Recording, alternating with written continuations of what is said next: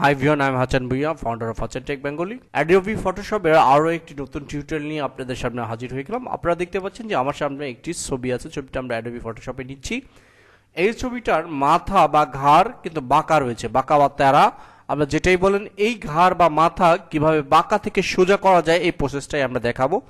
So আমি আর কথা বাড়াবো না, সরাসরি চলে যাচ্ছি আমাদের ভিডিওর মূল পর্বে। প্রথমে আপনাকে যেটা করতে হবে, আপনি এই টুলসটা সিলেক্ট করে আপনি এখান থেকে এটাকে কেটে নিতে পারেন। সিলেক্ট করে যখন কেটে নেবেন, এরপর আপনাকে সিলেক্ট টুলস দিয়ে আপনি এই ঘাড়টাকে এই কোণায় রোটেট করে এটাকে আপনি সোজা করে নিতে পারেন। যখন সোজা হয়ে যাবে তারপর আপনি জাস্ট জায়গা মতো বসিয়ে দিবেন।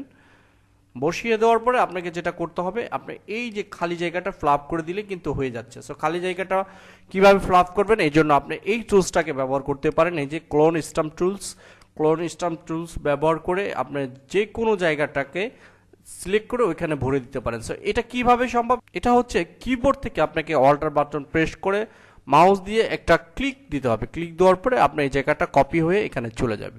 আপনারা দেখতে পাচ্ছেন প্লাসটা যেখান দিয়ে যাচ্ছে ঠিক সেখান দিয়েই আমার এটা কপি হয়ে যাচ্ছে। সো এইভাবে আপনারা এটাকে কপি করে এটাকে ফিল করে দিতে পারেন। অ্যাডজাস্টমেন্টটা আপনারা একটু দেখে নেবেন, আপনাদের ইচ্ছা মতো আপনাদের সুন্দর যেভাবে হয় এভাবে করে দিবেন। সো এটা এভাবেই করতে পারেন। So easy process. আমরা যদি একটু দেখি, আমাদের ঘাড়টা কিন্তু সোজা হয়ে গেছে। এইখান থেকে ফিনিশিং দেওয়ার জন্য এটাকে আপনি সুন্দর করে আবার রিটার্ন কেটে নিতে পারেন, যদি আমি আর দেখাচ্ছি না। এ হচ্ছে প্রথম ওয়ে। আরও একটা ওয়ে আছে, যে ছবিটা আছে এই ছবিটা যদি বাঁকা থাকে, ছবিটা আপনি একটা ডাবল লেয়ার নিলেন। এই জন্য এই ডুপ্লিকেট এই লেয়ারের উপরে রাইট বাটন ক্লিক করে ডুপ্লিকেট লেয়ারে ক্লিক দিলে হয়ে যাবে। যখন লেয়ারটা হয়ে যাবে তখন আপনি এটাকে এই ছবিটাকে আবার ঠিক আগের ছবির মতো রোটেট করে নিতে পারেন। রোটেট করে এই নিচের অংশটা কেটে দিতে পারেন। নিচের অংশটা কেটে আপনি এখানে বসিয়ে দিলেন।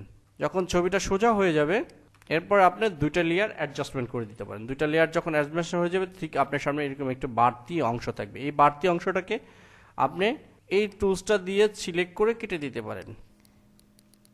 তারপরে সেম স্টাম্প টুলস দিয়ে আপনি এটাকে ফিনিশিং দিয়ে দেন, হয়ে যাবে। সো এরকম দুইটা ওয়েতেই আপনি এটাকে করতে পারেন। আশা করব একদম ইজি ওয়েতে আমি আপনাদেরকে দেখাতে পেরেছি। যদি আমার টিউটোরিয়ালটা আপনাদের কাছে ভালো লাগে, যদি আমার ভিডিওটা আপনাদের কোনো কাজে আসে, অবশ্যই আমার চ্যানেলটি সাবস্ক্রাইব করবেন। আবারও হাজির হব নতুন কোনো টিপস অ্যান্ড ট্রিক নিয়ে। সে পর্যন্ত সবাই সুস্থ থাকবেন, ভালো থাকবেন। আজকে এই পর্যন্তই। আসসালামু আলাইকুম।